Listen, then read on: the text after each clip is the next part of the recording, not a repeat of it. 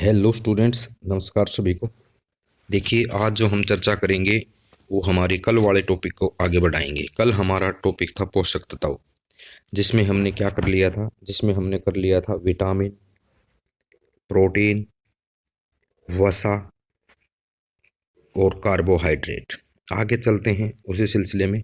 आज जो हमारा टॉपिक है ये है मिनरल्स या खनिज। देखिए, मिनरल्स या खनिज स्टूडेंट्स, ये ऐसे पोषक तत्व होते हैं जिनको जिनकी हमारे शरीर को काफ़ी कम मात्रा में आवश्यकता होती है, लेकिन ज़रूरत होती है। देखें, दैनिक जीवन में मनुष्य काफ़ी कम मात्रा में खनिजों का सेवन करता है। खनिजों को दो भागों में विभाजित किया जाता है। एक तो स्थूल खनिज, स्थूल खनिज मतलब मैक्रो मिनरल्स। एक सूक्ष्म खनिज मतलब माइक्रो मिनरल्स। दो प्रकार के हैं। तो इसमें पहले हम चर्चा करें कैल्शियम की। तो देखें, कैल्शियम कैल्शियम कैल्शियम एक वयस्क मनुष्य की प्रतिदिन 600 mg कैल्शियम की आवश्यकता होती है। यदि इसकी मात्रा की बात करें तो 600 मिलीग्राम कैल्शियम व्यक्ति को हर रोज चाहिए। यह घाव को भरने में हमारी सहायता करता है। यह हमारी हड्डियों तथा दांतों में पाया जाता है। और कैल्शियम मांसपेशी संकुचन में सहायता करता है। इसके जो स्रोत हैं, दूध है, अंडा है, गोभी है, खजूर है, प्याज है, ये इसके स्रोत हैं। यदि कैल्शियम की कमी हो जाए तो कौन कौन सी बीमारियां हमारे शरीर को हो जाएंगी, लग जाएंगी, ये देखिए। कैल्शियम की कमी होने से रोग, एक तो रिकेट्स की बीमारी होती है जो कि बच्चों में होती है। भाई, रिकेट्स की बीमारी में बच्चों की हड्डियां टेढ़ी मेढ़ी हो जाएंगी। विटामिन डी की कमी से भी यह बीमारी होती है और कैल्शियम खनिज की कमी से भी यह बीमारी होती है। अब जब यह बीमारी बड़ों में हो जाती है, यह बीमारी बड़ों में हो जाती है तो इस बीमारी को ओस्टियोमलेशिया कहा जाता है। तो वयस्क व्यक्तियों में इस बीमारी को क्या कहा जाता है? ओस्टियोमलेशिया इस बीमारी को कहा जाता है। नेक्स्ट है ओस्टियोपोरोसिस। ओस्ट नेक्स्ट है आपका भाई ओस्टियोपोरोसिस। ओस्टियोपोरोसिस में हड्डियों में छिद्र हो जाते हैं। यह बीमारी भी कैल्शियम की कमी से होती है। कैल्शियम की अधिकता से होने वाला रोग, गुर्दे में पथरी। यदि हम अधिक मात्रा में कैल्शियम ले लेंगे तो गुर्दे में पथरी की बीमारी हो जाती है। पथरी का कारण कैल्शियम ऑक्जेलेट के कारण पथरी होती है। कैल्शियम ऑक्जेलेट के कारण पथरी होती है। दूसरा खनिज है आपका क्लोरीन। तो देखिए, क्लोरीन बच्चों की प्रतिदिन 300 से 800 mg क्लोरीन की आवश्यकता होती है बच्चों में। वयस्कों में 2300 मिलीग्राम क्लोरीन की आवश्यकता होती है। क्लोरीन एक मैक्रो खनिज है। यह हमारे शरीर में HCl के निर्माण में सहायता करता है। हाइड्रोक्लोरिक एसिड जो है हमारे पाचन क्रिया में जो मदद करता है, आमाशय में पाया जाता है, तो उसके निर्माण में क्लोरीन सहायता करता है। हाइड्रोक्लोरिक अम्ल पाचन क्रिया में हमारी सहायता करता है।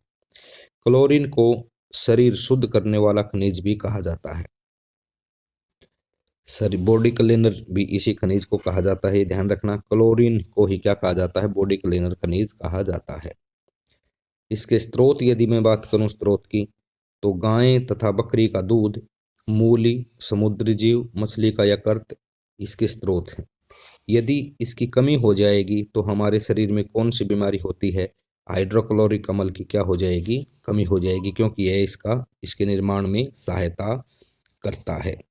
हाइपोक्लोरोनिया इसको बोलते हैं, हाइपोक्लोरोनिया, इसकी कमी हो जाएगी। तो दूसरा पोषक तत्व है फ्लोरीन।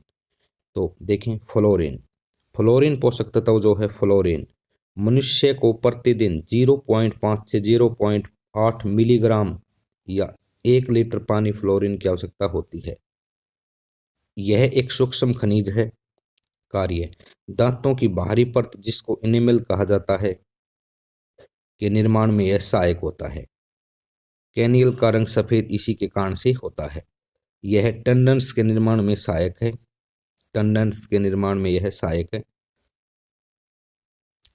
टेंडेंस एक संयोजी कनेक्टिव ऊतक होते हैं जो कि हमारी मांसपेशियों को हमारी हड्डियों से जोड़ते हैं। हड्डियों को मांसपेशियों से जोड़ने वाले भाग को ही क्या कहा जाता है? टंडन कहा जाता है। और टंडन का निर्माण किसके कारण से होता है? टंडन का निर्माण जो है फ्लोरीन के कारण से होता है। यदि इसकी कमी हो जाए, कमी से होने वाला रोग, दांतों में क्षय रोग हो जाएगा, दांत खराब होने लग जाएंगे। अधिकता से होने वाला रोग फ्लोरोसिस की बीमारी फ्लोरीन की कमी से होती है। एनामिल पर जो काले धब्बे पड़ जाते हैं, दांत खराब हो जाते हैं। इसके बाद में मोस्ट इम्पोर्टेंट जो है ये है भी आपका आयोडीन। आयोडीन जो है इसकी मात्रा देखिए भाई, आयोडीन आयोडीन आयोडीन ये हमें नमक से प्राप्त होता है। एक मनुष्य को प्रतिदिन लगभग 150 मिलीग्राम से 250 मिलीग्राम आयोडीन की आवश्यकता होती है। ये आप ध्यान रखना।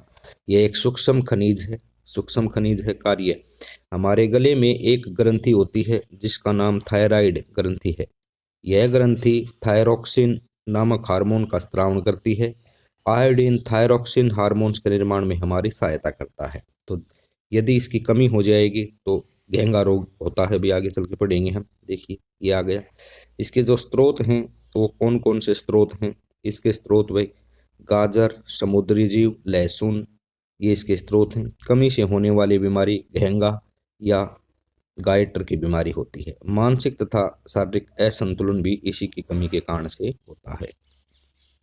इसके बाद में पांचवा जो हमारा खनिज है, मिनरल्स है, वो है आयरन। आयरन की बात करें तो स्टूडेंट्स यहाँ देखिए, पुरुष में 0.8 माइक्रोग्राम प्रतिदिन और महिला में 2.8 माइक्रोग्राम प्रतिदिन इसकी आवश्यकता होती है। गर्भवती महिला में 8.2 माइक्रोग्राम प्रतिदिन की आवश्यकता होती है। यानी कि गर्भवती महिलाओं में आयरन की मात्रा अधिक होनी आवश्यक है। यह हीमोग्लोबिन के निर्माण में सहायता करता है।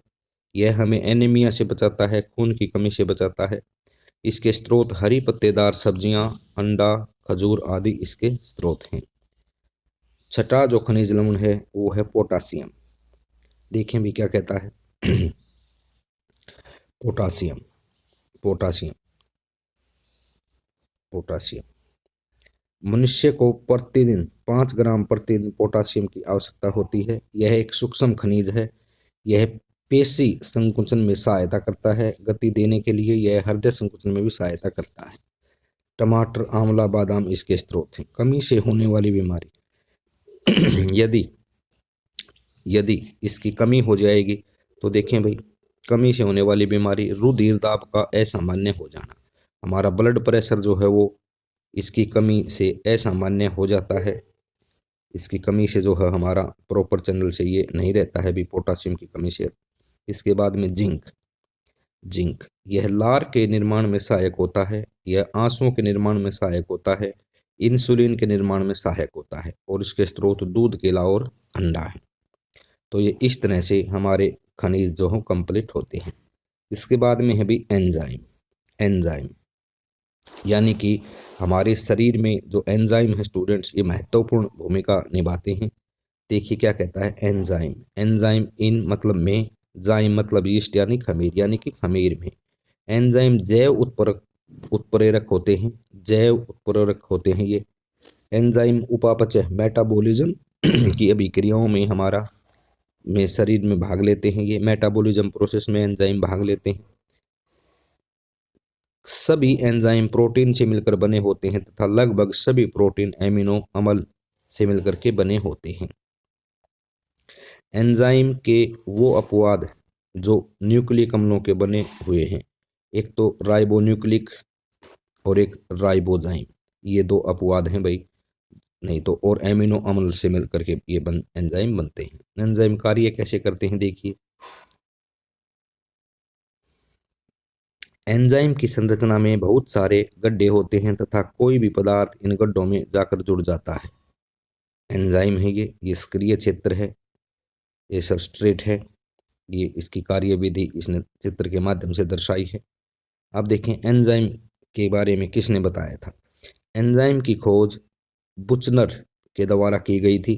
एंजाइम सबसे पहले खमीर या यीस्ट पर खोजा गया था। एंजाइम शब्द कुन्ने ने दिया था। एंजाइम को सबसे पहले अलग करने वाले इंसुलेशन वैज्ञानिक सुमनर थे। पहला इसोलेटेड एंजाइम आइसोलेटेड एंजाइम जो है कौन सा है भाई, ये यूरियाज है पहला। एंजाइम के प्रकार देखें, एंजाइम के प्रकार। एंजाइम सामान्यतः दो प्रकार के होते हैं। एक तो एंजाइम के प्रकार में हम सिंपल एंजाइम, सरल एंजाइम, एक कंजेक्ट एंजाइम या जो संयुग्मी एंजाइम है वो, ये प्रोटीन से बने होते हैं। ये प्रोटीन तथा नॉन प्रोटीन दोनों से मिलकर के बने होते हैं। इनके उदाहरण देख लो भाई, कौन सा किसका उदाहरण है, देखिए पेप्सिन एंजाइम है, एमाइलेज है, ट्रेप्सिन है। ये स्लाइवरी एंजाइम होते हैं, लार में पाए जाते हैं, और ये जो है आपके सिंपल एंजाइम है। और जो संयुग्मी एंजाइम होते हैं ये प्रोटीन और नॉन प्रोटीन के बने होते हैं। नॉन प्रोटीन को फाइबर सहकारक प्रोटीन एपेंजाइम, उदाहरण हेक्सोकिनेज। ये इस दो, यानी कि आप ये कह सकते हैं कि एंजाइम दो प्रकार के होते हैं। कार्य क्या होते हैं एंजाइम के, देखिए इनके अंत्य कोशिकाओं में कार्य, अंत्य कोशिका में ये कोशिका के अंदर कार्य करते हैं, पाचन में सहायक होते हैं, श्वसन में सहायक होते हैं। और भाई जो आपके संयुग्मी एंजाइम है ये कोशिका के बाहर कार्य करते हैं, salivary enzyme, trypsin enzyme, pepsin enzyme, यानी कि ये हमारी जो सेल होती हैं उनके फंक्शन को पूरा करते हैं। नेक्स्ट है एंजाइम के लिए अनुकूल तापमान। एंजाइम के लिए अनुकूल तापमान की बात करें 25 से 30 डिग्री सेल्सियस, 0 डिग्री सेल्सियस पर ये अक्रिय हो जाते हैं, 60 डिग्री सेल्सियस पर ये विक्रियकरण हो जाता है। यानी कि 0 इनका सही जो एंजाइम प्रॉपर चैनल से काम करते हैं वो तापमान 25 से 30 डिग्री सेल्सियस होता है। नेक्स्ट टॉपिक हमारा यहाँ बन जाता है भाई डाइजेस्टिव सिस्टम, जो कि हम 2 चैप्टर में पूरा करेंगे। डाइजेस्टिव सिस्टम या पाचन तंत्र काफ़ी महत्वपूर्ण है, परीक्षा की दृष्टि से यह टॉपिक डाइजेस्टिव सिस्टम काफ़ी महत्वपूर्ण है। देखिए तंत्र अंगों का समूह, डाइजेस्टिव सिस्टम एक विभिन्न प्रकार के तंत्र अंगों का समूह है। विभिन्न प्रकार के अंग इसमें काम करते हैं और अंग मिलकर के तंत्र का निर्माण करते हैं।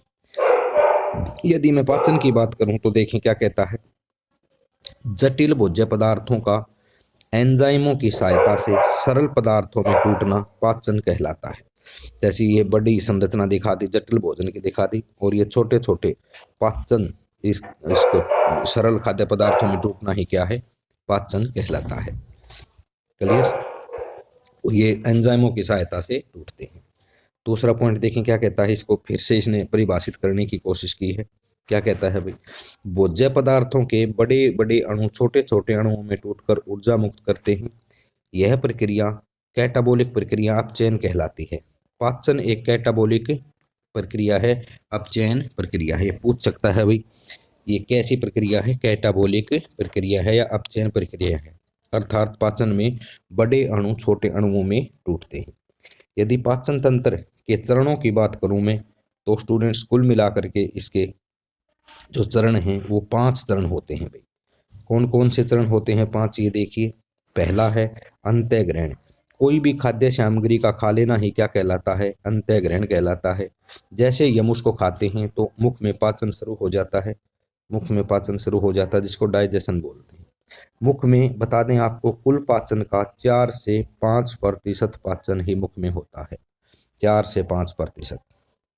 इसके बाद में एब्जॉर्प्शन या अवशोषण, ये हमारे डाइजेस्टिव सिस्टम का तीसरा चरण होता है। तीसरा चरण होता है इसमें जो भोजन लास्ट श्रेणी में छोटी आंत में जाकर के जो भोजन पच जाता है, जो ऊर्जा देने वाला भोजन है वो हीमोग्लोबिन के द्वारा घोल लिया जाता है, उसी अवशोषित कर लिया जाता है, उसको ही अवशोषण बोलते हैं।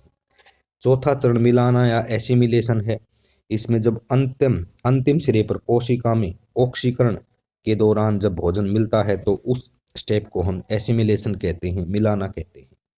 और पांचवा जो चरण है वो जब ऑक्सीकरण होता है तो जो अपशिष्ट पदार्थ है बॉडी में, अपशिष्ट पदार्थों का बॉडी से बाहर निकलना ही क्या कहलाता है, उत्सर्जन कहलाता है। तो इस तरह से पाचन के 5 चरण हैं भाई। हिंदी में देखिए अंतःग्रहण, पाचन, अवशोषण, मिलाना और आपका उत्सर्जन। इसको इंग्लिश में इनगेशन कहेंगे, डाइजेशन कहेंगे, अवशोषण को एब्जॉर्प्शन कहेंगे, एसिमिलेशन कहेंगे मिलाना को, और भाई एक्सक्रिएशन उत्सर्जन को कहेंगे। 5 चरण हैं। पाचन की परिभाषा देखिए क्या कहता है, जटिल, ये आपका पाचन की परिभाषा इसने समझाने की कोशिश की है भाई। पाचन की परिभाषा एक बार फिर से, जटिल भोजन जैसे कार्बोहाइड्रेट है, प्रोटीन है, वसीय अम्ल है, जटिल भोजन से प्राप्त ऊर्जा के रूप में जो आपका स्टार्च है, स्टार्च के रूप में कन्वर्ट होता है और फिर ये ग्लूकोज में कन्वर्ट होता है, ये इसका पाचन है। प्रोटीन जो हो टूट करके एमिनो अम्ल में कन्वर्ट होते हैं, ये इसका पाचन है। वसा या फैट जो है वो वसीय अम्लों में टूटती है, ग्लिसरॉल इसका उदाहरण है। तो इस तरह से ये जो चीज़ें हैं ये पाचित हो जाती हैं, बड़े अणु जो छोटे अणुओं में कन्वर्ट हो जाते हैं। दूसरा देखें भी पाचन तंत्र। पाचन तंत्र की यदि मैं बात करूं तो इसमें स्टूडेंट्स आपका एक तो होता है एलिमेंट्री कैनल या आहार प्रणाली, और पाचन ग्रंथियां, जूस, एंजाइम ग्रंथियां, ये पाचन तंत्र में पार्टिसिपेट करते हैं। यदि मैं आहार प्रणाली में लंबाई की बात करूं एलिमेंट्री कैनल की, तो इसकी जो लंबाई है वो 33 फुट की होती है भाई, अर्थात 9 मीटर की इसकी लंबाई होती है। ठीक है, इसमें पहला काम मुख के द्वारा, दांत और जीभ के द्वारा होता है। उसके बाद में इसोफोगस या भोजन नली से भोजन हमारे आमाशय में पहुंचता है, पेट में पहुंचता है। उसके बाद में छोटी आंत में भोजन आता है और उसके बाद में बड़ी आंत से अपशिष्ट पदार्थ जो हो बाहर निकाल दिए जाते हैं। अब लारिया ग्लैंड्स इसमें काम करती हैं, आमाशय रस इसमें काम करता है, आमाशय रस भी इसमें काम करता है भाई। लारिया ग्रंथि, जठर, ये जठर या आमाशय रस, इसको हम जो स्टोमक जूस बोलते हैं, यकृत बाइल जूस बोलते हैं। अग्नाशय ग्रंथियां जो पेंक्रियाज होता है, पेंक्रियाज से भी रस निकलता है, जूस निकलता है। तो इस तरह से पेंक्रियाज ग्लैंड्स पेंक्रियाज जूस का जो है स्त्रावण करती हैं, जिसमें विशेषकर इंसुलिन होता है। यकृत बाइल जूस यकृत से निकलता है, जो कि विशेषकर फैट के पाचन में सहायता करता है। और आमाशय रस जो है वो भोजन को पचाता है। लार या ग्रंथियों में भी एंजाइम होते हैं। वैसे लार में बताएं 99% लार में पानी की मात्रा होती है, 1% में एंजाइम होते हैं। म्यूसिन होता है जिसके कारण से लार में चिपचिपापन होता है। अब देखें क्या कहता है, इसके बाद में उत्सर्जित हो जाते हैं 5 चरण मैंने बताए। अब हम स्टार्टिंग से करते हैं भाई, मुख गुहा या पाचन। सबसे पहले जब हम आपका अंत्य ग्रहण वाला स्टेप कंप्लीट करते हैं तो मुख गुहा सबसे पहले, इसमें हम चर्चा करते हैं टीथ, दांतों की। तो देखिए दांत अपने आप में ही एक टॉपिक है, इससे संबंधित हल्का फुल्का प्रश्न आ जाता है तो वो हम देख करके ही चलेंगे। तो देखिए भी क्या कहता है, दांत, दांतों का अध्ययन करना डेंटोलॉजी, डेंटोलॉजी कहलाता है। दांतों का अध्ययन करना क्या कहलाता है, डेंटोलॉजी कहलाता है। ठीक है, इसके बाद में देखें क्या कहते हैं, एक दांत की संरचना इसने दिखाई है। अंदरूनी जो परत है वो डेंटिन अंदरूनी परत होती है, बाहरी परत एनामिल होती है जो कि चमकदार होती है। मानव शरीर में अंदरूनी परत डेंटिन होती है, बाहरी परत एनामिल होती है, एनामिल। मानव शरीर की सबसे कठोर भाग यही होता है, जो बाहरी परत है ये मानव शरीर का सबसे कठोर भाग होता है। और इसको जो क्राउन पार्ट कहते हैं, जो दांत का चमकीला हिस्सा जो दिखाई देता है कंप्लीट, उसको क्या बोलते हैं, क्राउन पार्ट कहते हैं। और इसके बाहर से ही आपकी जो चमकीली परत ये वाली होती है। इंटरनल साइड में ये जो है इसको हम डेंटिन कहते हैं। इसके बाद में एनामिल CaCO3 तथा CaPO4 से मिल करके बनता है, CaCO3 और CaPO4 से मिल करके एनामिल बनता है। गम्स, ये मसूड़े दिखाए गए हैं जो कि पकड़े रहते हैं दांतों को। ये रूट, इससे संबंधित ये प्रश्न कई बार पूछ लेता है कि RCT क्या है। RCT होता है भाई रूट कैनल ट्रीटमेंट, यानी कि दांतों की जो जड़ हैं, इन यहाँ जो जड़ें होती हैं, इनकी जो इस तरह से जो अब हमारी नसें होती हैं उनसे काट देते हैं, इनको इससे क्या कर देते हैं, काट देते हैं, अलग कर देते हैं। और जिसके कारण से दांत का दर्द जो हो खत्म हो जाता है, समाप्त हो जाता है। और फिर कंप्लीट दांत के ऊपर एक अलग से क्या लगा दी जाती है, कैप लगा दी जाती है। इसमें दांत का हम यूज भी कर सकते हैं और इसकी कनेक्टिविटी जो है वो खत्म हो जाती है। RCT का फुल फॉर्म पूछ सकता है, रूट कैनल ट्रीटमेंट, ये होता है। यदि हम दांतों की संख्या की बात करें तो देखें क्या कहता है, दूध के दांत, दूध के दांतों की संख्या 20 होती है, जिनको अस्थायी दांत भी कहते हैं। अस्थायी 20 दांत हमारे मुख में 2 बार उगते हैं, दूसरी बार जो उगते हैं वो स्थायी होते हैं, और पहली बार जो उगते हैं 20 दांत, इनको दूध के दांत भी कहते हैं। अब दूसरी बार जो उगते हैं तो परमानेंट दांत, परमानेंट दांतों की संख्या 32 होती है। 12 दांत हमारे मुख में केवल एक ही बार उगते हैं, और पहले वाले 20 जो 2 बार उगते हैं वो स्थायी होते हैं, 12 स्टार्टिंग में ही एक ही बार उगते हैं। इस तरह से स्थायी दांतों की संख्या 32 है, अस्थायी दांतों की संख्या 20 है। 2 बार आने की प्रक्रिया को द्विबार दंती कहते हैं। ये बात ध्यान रखना भाई, द्विबार दंती जो है वो 2 बार दांत आते हैं वो द्विबार दंती कहलाते हैं। मानव दांत के कौन कौन से गुण होते हैं देखिए इसमें, एक तो द्विबार दंती है, एक गर्भ दंती है, गर्त दंती है, और एक भाई आपका विश्व दंती है, एक नुकीले नुकीले दांत होते हैं, अलग अलग प्रकार के होते हैं दांतों के, एक बार देख लो भाई। लगातार 2 बार दांत आना द्विबार दंती होता है। दांतों के आधार का जबड़ों के सॉकेट में धंसा होना गरत दंती दांत होते हैं। और दांतों को अलग आकार का गुण होना, दांतों का अलग आकार होना, ये विषम दंती होता है। एक दांतों का नुकीला होना, नुकीलापन होता है। दांतों के प्रकार इंपॉर्टेंट है, ध्यान रखना। मनुष्य में 4 प्रकार के दांत पाए जाते हैं। एक तो होता है भाई इनसिएसर बोलते हैं, कृंतक, इनकी संख्या 8 होती है। दूसरे कैनाइन होते हैं, इनको रदनक बोलते हैं, इनकी संख्या 4 होती है। इसके बाद में प्रीमोलर दांत होते हैं, इनकी संख्या जो है फिर से 8 होती है। मोलर जो दांत हैं इनकी संख्या आपकी 12 होती है। इस तरह से 12, 8, 20, 4, 24 और 8, 32, कुल दांत जो हैं वो 32 होते हैं। ये दिखाया भी है इसमें, देखें ये दिखाया भी है भाई इसमें। ये एक साइड जो जबड़ा दिखा रखा है उसमें चवरणक या मोलर जो है वो कितने हैं, एक साइड 3 और एक साइड भी 3 है। 3, 3, 6 हो गए। इसके बाद में आपका अगर चवरणक परिमोलर 2 इस साइड में होते हैं, 2 इस साइड में होते हैं, तो ये कितने हो गए, 4 हो गए परिमोलर। इसके बाद में है आपका रदनक, रदनक जो है वो 4 होते हैं। रदनक जो हो कितने होते हैं भाई, रदनक जो है वो 4 होते हैं। बीच में 2 कैनाइन होते हैं, कैनाइन बीच में 2 होते हैं और रदनक जो हो 4 होते हैं। इस तरह से 6 और हो गए। अब ये देखिए 16 दांत हमारे एक साइड के हो गए, तो इसको हम ऊपर वाले जबड़े के भी 16 ऐड करेंगे तो कुल कितने दांत हो गए, 32 हो गए। तो आपको ध्यान रखना है दांतों की कुल संख्या कितनी होती है, मोलर कितने होते हैं, प्रीमोलर कितने होते हैं, कैनाइन कितने होते हैं, रदनक कितने होते हैं। कुल कैनाइन की संख्या ऊपर और नीचे मिलाकर के 4 होती है। नेक्स्ट देखें क्या कहता है भाई। बच्चों में दांत 20 होते हैं, जिसमें कृतक 8 होते हैं, रदनक 4 होते हैं, अगर चौरणक 0 होते हैं, चौरणक 8 होते हैं। यानी कि बच्चों में जो है अगर चौरणक या प्रीमोलर नहीं होते हैं। इसके बाद में है अक्कल दांत। अक्कल दांत, ये दांत अवशेषी अंग के रूप में जाने जाते हैं, उनका हिस्सा होते हैं, ये दांत चौरणक दांतों का हिस्सा होते हैं तथा इनकी संख्या 4 होती है। ये दांत वयस्क उम्र में निकलते हैं। दांतों के कार्य देखिए, भोजन को काटना, भोजन को फाड़ना, भोजन को चबाना और भोजन को मिलाना, ये दांतों के कार्य होते हैं। इसके बाद में यदि हम चिल्ड्रन टीथ फार्मूला और आपका एडल्ट टीथ फार्मूला देखें तो भाई ये फार्मूला पूछा गया था 2102 2102 2102 2102।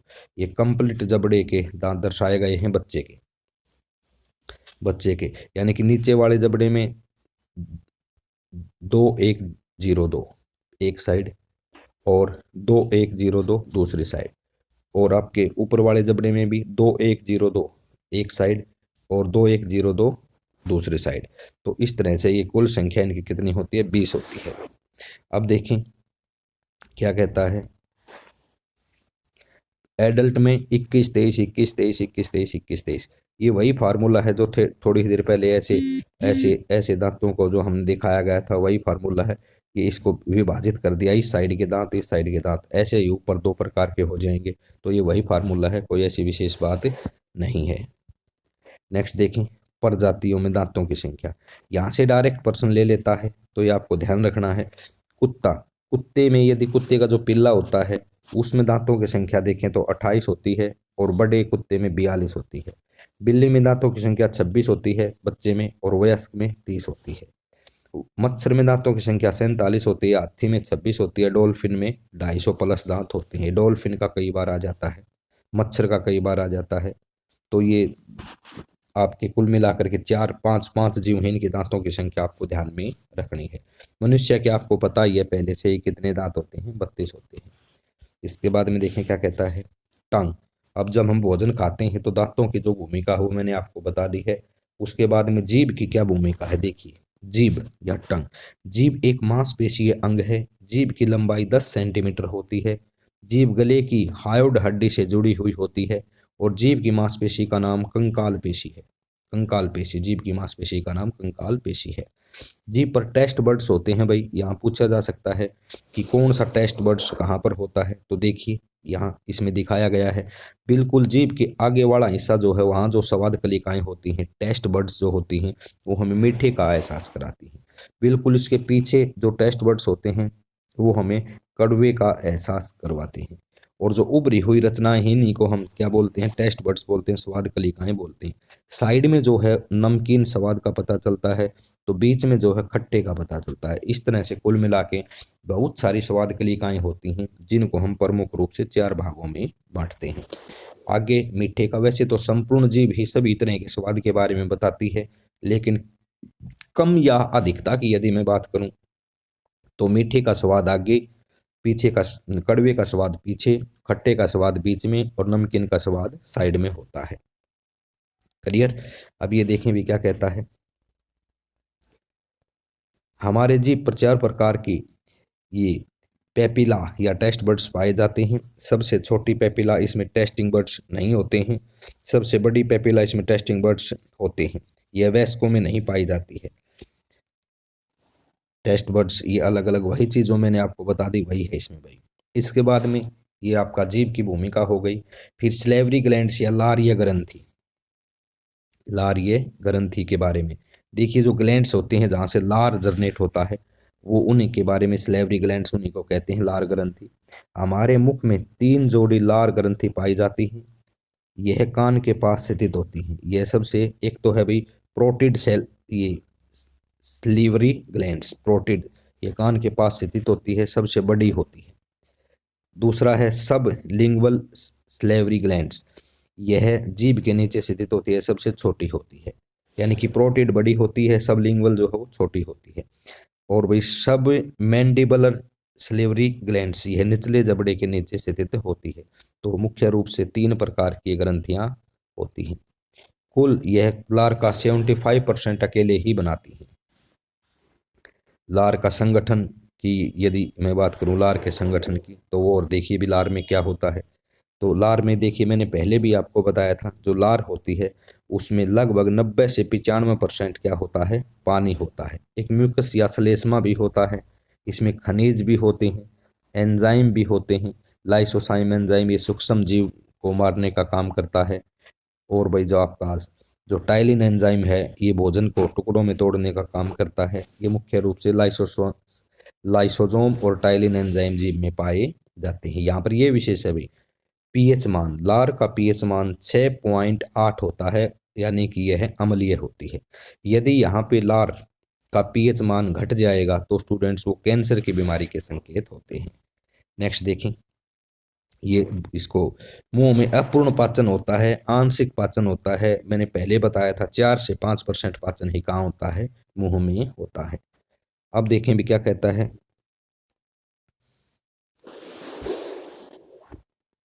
फूड पाइप, लार में जब इसमें, इसको बोलते हैं हम पेस्ट बोलते हैं, अच्छी तरह से भोजन मिल जाता है लार की सहायता से, जीभ की सहायता से, दांतों की सहायता से मिल जाता है। तो फूड पाइप के माध्यम से यह आपका, जिसको ईसोफोगस बोलते हैं, भोजन नली में पहुंचता है। इसकी जो लंबाई है वो भोजन नलिका की लंबाई लगभग 5 सेंटीमीटर होती है। भोजन नलिका की लंबाई कितनी होती है भाई, 5 सेंटीमीटर भोजन नलिका की लंबाई होती है। नेक्स्ट देखें क्या कहता है। ये मूत्र के माध्यम से दर्शाया यहाँ पे सारा का सारा। स्टोमक, ये स्टोमक की कुछ एक संरचना इस तरह की होती है। स्टोमक की पेट, हमारे पेट में 3 क्षेत्र होते हैं। पेट का आकार जेट, अंग्रेजी के अक्षर जे टाइप का होता है। ये यहाँ पे जठर ग्रंथियाँ हैं, जठर जूस का निर्माण करती हैं। यहाँ पर कार्डियो क्षेत्र है, कार्डियो लोक होता है जो भोजन को वापिस इसोफोगस में नहीं जाने देता। और यहाँ पर आपका ये पाइलोरिक लोक होता है जो छोटे आंत से भोजन वापस इसमें नहीं आने देता है। भोजन यहाँ पर लगभग 4 घंटे रहता है। हमारे आमाशय में भोजन कितने घंटे रहता है, 4 घंटे रहता है। इसमें पेप्सिन एंजाइम प्रोटीन का पाचन करता है, उसकी अलग भूमिका है। रेनिन एंजाइम दूध को दही में बदलता है, उसकी अलग भूमिका है। तो अलग अलग चीजें होती हैं। ये देखिए जठर रस, जठर रस में क्या होता है भाई, एक बार देख लीजिए।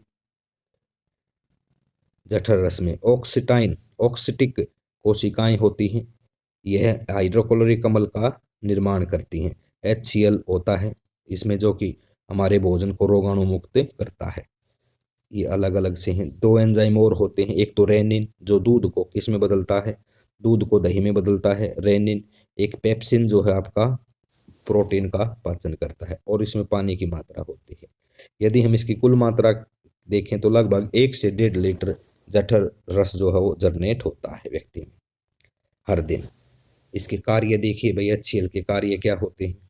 HCl का कार्य सूक्ष्म जीवों को यह मारता है, अम्लीयता का निर्माण करता है। ठीक है, ये आपका है। कई बार ये अधिक मात्रा में जनरेट हो जाता है तो हमें खट्टी डकारें आती हैं, जिसको बदहजमी कहा जाता है। तो ऐसे में हम इनो लेते हैं, जो कि अक्षारीय होता है। अब इनो अक्षार है, एसिड जो है ये अम्ल है। अम्ल और अक्षार मिलकर उदासीनीकरण की प्रक्रिया होती है, जिसके कारण से हमें राहत मिलती है। नेक्स्ट, पेट में भोजन का आंशिक पाचन होता है तथा अपचय पदार्थ कहाँ पहुंच जाते हैं, आंत में, छोटी आंत में पहुंच जाते हैं। अब प्रश्न आता है कौन सी परत हमारे पेट को HCl से जलने से बचाती है, तो श्लेष्मा परत, म्यूकस या श्लेष्मा लेयर जो है इसको हमारे पेट को अम्ल से इसको दूर रखती है। अलग से यह परत होती है, ये इसने दिखा भी दिया है भाई, ये इसने दिखा दिया है। पेट का जो pH मान है वो कितना होता है, तो हाइड्रोक्लोरिक अम्ल होता है, इसका 1.5 से 1.8 pH मान होता है। इसके बाद भोजन छोटी आंत स्मॉल इंटेस्टाइन में जाता है। छोटी आंत का नाम छोटी आंत जरूर है, लेकिन यहाँ पे बता दें छोटी आंत की लंबाई जो है वो 6 से 6.25 मीटर होती है। छोटी आंत का व्यास जो है 1 इंच होता है, बड़ी आंत से कम व्यास होता है। यहाँ पर यह दर्शाया गया है भाई, इसको एक बार समझ लीजिए। ये यहाँ एक साइड लीवर दर्शाया गया है, पैंक्रियाज दर्शाया गया है, अग्नाशय। भोजन कभी भी यकृत तथा अग्नाशय में नहीं जाता। विशेष, भोजन कभी भी यकृत तथा अग्नाशय में नहीं जाता है, लेकिन यकृत तथा अग्नाशय अपना रस छोटी आंत में स्थानांतरित करते हैं। यकृत तथा अग्नाशय छोटी आंत के डुोडेनम भाग से जुड़े हुए होते हैं। छोटी आंत का जो सबसे फर्स्ट वाला भाग है वो डुडेनियम होता है। इसमें आपका पैंक्रियाज रस मिलता है, इसी में आपका जो है भाई बाइल जूस या यकृत रस मिलता है, और इसी में आके भोजन आमाशय से इसी डुोडेनम पार्ट में ही आता है। लीवर देखें भाई, यकृत का अध्ययन हिप्टोलॉजी कहलाता है। जो यकृत है हमारा, इसका अध्ययन क्या कहलाता है, हिप्टोलॉजी कहलाता है। यकृत की कोशिकाएं हेप्टिक कोशिकाएं कहलाती हैं। यकृत की जो सेल हैं इनको हेप्टिक कोशिकाएं बोलते हैं, और इसके अध्ययन को हिप्टोलॉजी कहा जाता है। इसमें 1000 से 1500 ग्राम इसका वजन होता है भाई। यह सबसे बड़ा आंतरिक अंग है। वैसे तो सबसे बड़ा अंग जो है वो त्वचा है, लेकिन सबसे बड़ा इंटरनल ऑर्गन्स आ जाए तो लीवर है, और यह सबसे बड़ी ग्रंथि भी है। नेक्स्ट देखें, इसमें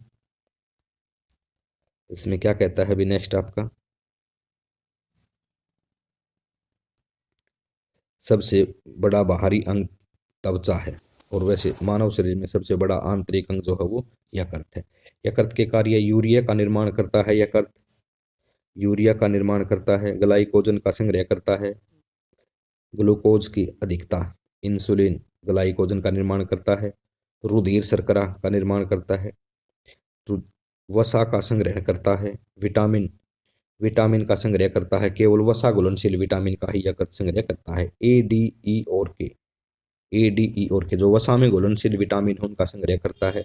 शराब तथा नशीले पदार्थों का उपापचय करता है। भक्षण करने की क्षमता, कुफर कोशिकाओं के माध्यम से पित्तरस का निर्माण करता है। यानी कि मोस्ट इंपोर्टेंट ऑर्गन्स है हमारी बॉडी में यकृत।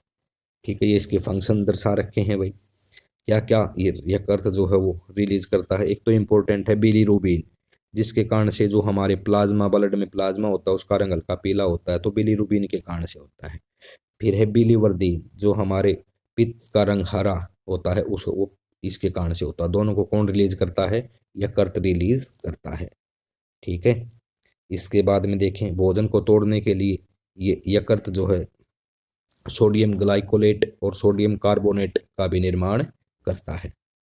नेक्स्ट है आपका ये बिलीरुबिन वर्ण के अधिकता होने पर पीलिया की बीमारी हो जाती है। बिल्कुल पीला, जो मात्रा पीले कलर की बढ़ जाती है भाई अधिकता होने पर।